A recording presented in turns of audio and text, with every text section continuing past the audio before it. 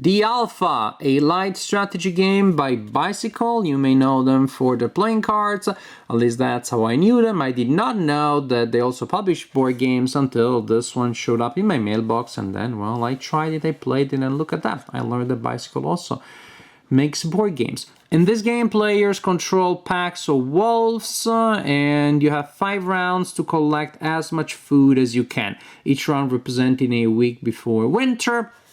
And at the end of the game, the player with the most food wins the game. As simple as that. The game lasts 45 minutes allegedly. It can be a little more, can be a little less, but overall that's not a bad estimate. Number of players, at least 3, and that can be a limitation these days of social distancing, where of course solitaire games or with a solitaire option or play with your spouse, they can be particularly useful. So you're gonna need a roommate or a kid to play with you, not just your spouse. And so I played it with 3 players, that is with my 2 daughters that are now 7 and 9. Definitely you can have somebody younger than that playing the game.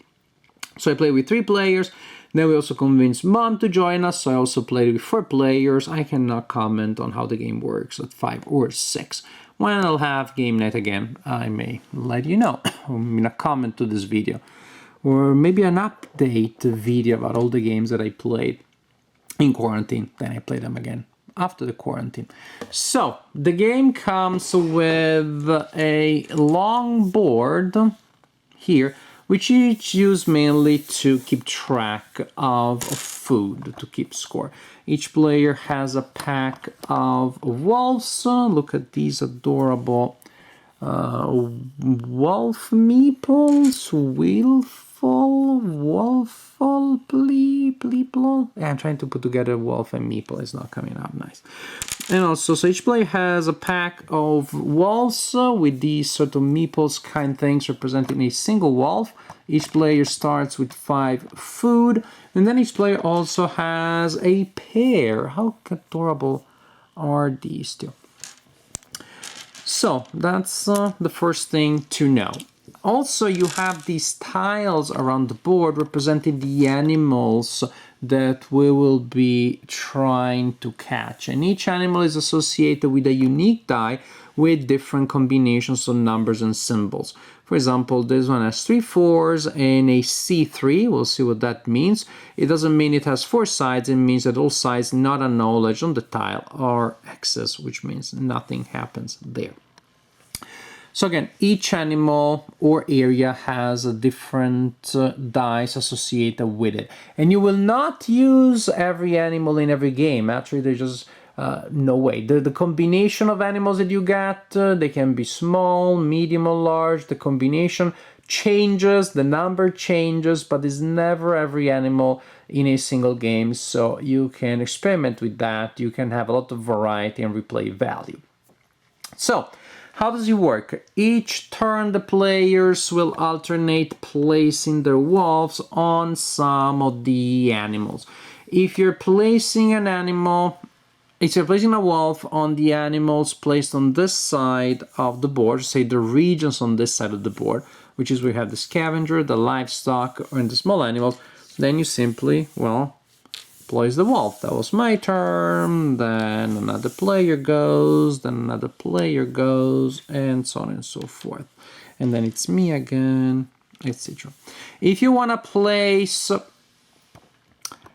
wolves on medium or large animals, so that is on the deep forest side of the board, you have to spend a food, and then you get to place an animal there. Suppose that's what happened. You always have a wolf here on the track to indicate how much food you have. And so suppose after a while the boards there look like this. All right. So we continue going around until everybody has placed all of their wolves, individuals and the pairs. And then we go region to region, seeing what happens. We resolve those regions. The scavenge region, you can only have one of your wolves on a region. Then, for example, if you have 2 scavenge areas, that would be okay, but this would not be okay. 1 wolf per player per scavenged region, and you simply get a food. Unexciting but safe, no conflict, nothing happens. In the livestock area, you can have 1 wolf tops, that's it. First player to get there gets to go there. And that's when you're trying to steal a leg of lamb from the farmer who has a big shotgun. This is the only place in the game where you may actually lose a wolf. They may get injured elsewhere, but here they may get killed. The player that placed a wolf there, if any, could be that no one does that, rolls the die. On the roll of a D, the wolf is out of the game, and so you're left with 1 fewer wolf for the rest of the game, which is bad. But otherwise, you may get 3 or 12 points. There's also a single result that doesn't do anything. 12 food, that's a lot, but again, bam, bam. So that can be bad. In the other regions, you will roll the die, and if it's an X, nothing happens. If it's a number, then the player with dominance, which is with the majority of wolves, gets the number. In this case, lime wolf player gets 4 food, and you adjust again the score track to indicate that. It may happen that you rolled a carry-on, which is a C with a number. That is the number of points that are generated. Also, it means that an animal was wounded, and the carry-on, the remains, are available for next turn. So next turn, you do not roll the die. You have that number indicated they're guaranteed, and at the end of that turn, again, we go back to where you need to see if the wolves are able to catch that animal or not. And I know inquisitive minds want to know, but what happens if you have a tie? Very interesting there. Before I tell you that, however, one little detail.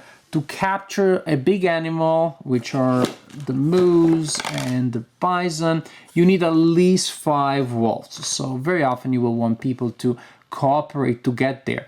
But again, what happens? Why would I do so when only the player with dominance, with the most wolves, will get to get the stuff?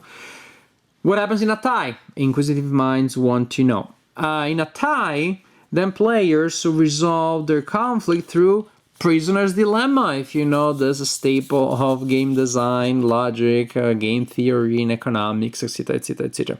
Each player has a token that says fight or share.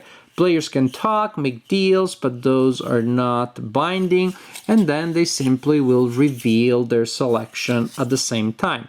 If all players that were tied for dominance choose to share, they share. You start distributing the food that is available as evenly as possible.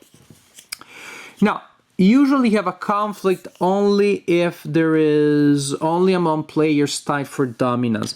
If the carry-on was rolled, then anybody who is there actually gets to participate to the conflict that is to share or fight. This is important because you still get a chance in some cases of getting something, and if you do not have dominance.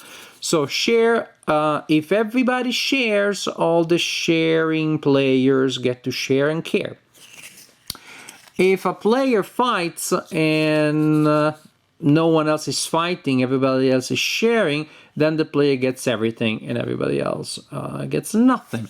If all players fight or multiple players fight, then the fighting players don't get anything, but a wolf each of the fighting players is placed in the injury box, and they will skip next turn. They will get back the following turn. But the fun thing is that if multiple players fight, all the fighting players get nothing, no food, and they go to the injury box, and all the sharing players get to share. And so that happened to me once I was playing with my daughters. They're tied. I was the big sharing thing. I saw the two of them slaughtering each other, and then I was able to get a big chunk of food. And this is pretty much the general idea. There's always the chance that the animal runs away. The hare is easy to catch, 5 out of 6 are A2, very reliable, but maybe that the hare runs away. Because again, if it's an X, it means that no one caught that animal. And so this is your idea. Players will place their wolves, and then you go around resolving each encounter, determining how much food that region produces, and determining who gets it, which may be a single player with majority or players that are tied for majority and they have to decide whether they share to fight, or if it's a carrion, then everybody gets a chance to participate to the conflict. Continue like this for 5 turns, and at the end of the 5th turn, the player with the most food wins the game. So very simple game, but fun, pretty interesting. There are maybe a couple of little minor elements here and there in the design that people could exploit to get some kind of advantage that seems to be unfair. For example, if you're ahead of points, then you have an incentive to fight every time that there is a conflict. Incentive to fight because, well, if the other players are sharing, then you grab everything and you increase your gap between yourself, who is ahead, and the other players. If everybody fights, yes, everybody's using a wolf, but the differential remains the same, because if you're ahead and no one gets anything, you're good. Yet, however, well, that only happens, of course, if you're tied with, say, with everybody. Because if you're tied with one player, and other players are getting food from elsewhere, then there is that. But say, for example, my daughter Amelia, who's 9, she did complain, but if I know that Luisa absolutely and for sure is gonna fight, there's nothing I can do. I'm forced to fight myself, and I'll have to lose a wolf, etc., etc., etc. And thinking, yeah, true, but you don't know for sure. But there are times you look at Louise and like, oh yeah, you can tell she's gonna do that. So there is that. Prisoner Dilemma is really good, and with adults it gets probably more subtle. With kids sometimes it's a little too direct. On the other hand, I also realized that with kids probably I share a little more than I would with my adult friends. I still betray my kids because it's a game, so I get to do that and I don't feel particularly guilty. So it works. Surprisingly, we haven't had any rage quit when I betrayed my 7-year-old. She sometimes has a hard time accepting disappointment, but it still works. And there's even a little bit of a semi-cooperative element when you're going for the big animals, well, at least when you're trying to prevent escalation. Because if it looks like two of us really want to go for the caribou, and we realize we're just spending food to put wolves there just to stay at the same level, then we may as well stop, agree on that, and agree not to escalate, and then we'll solve it at the conflict. However, players play sequentially, so the player who goes last has a huge advantage because we make a deal. Let's not escalate this, booyah, until I do. Oh, let's not escalate this, and then we're going to share the conflict. We don't escalate, we got the conflict with 1 wolf each instead of like 5 wolves each, and then somebody betrays the other. So actually there is that element that really works because you have a semi-cooperative element, but nothing is for certain. Nothing is set in stone. There's always the possibility of a betrayal. There's a possibility of, yes, I betrayed you in the sense that I was there and we agreed not to escalate, to keep a tie. At the last minute, I put a wolf there and we roll a carrion. So actually, the carrion element, the fact that when you roll a die in certain cases, everybody gets to participate to the conflict. That's a really nice element. Maybe you have one wolf that you don't really know what to do with. Nothing will happen there.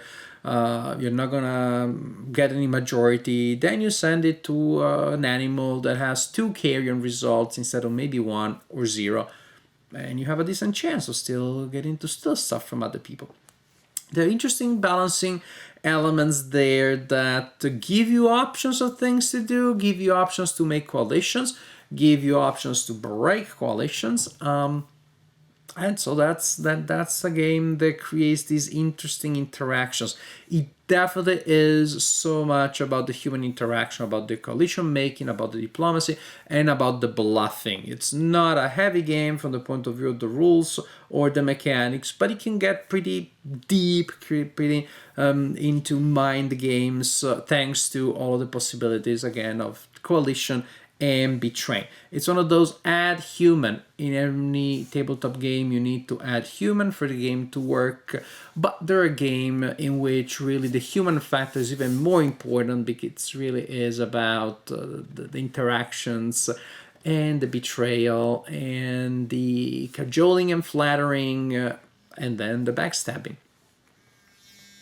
They're calling me, so I gotta go. Anyways, the alpha, good game.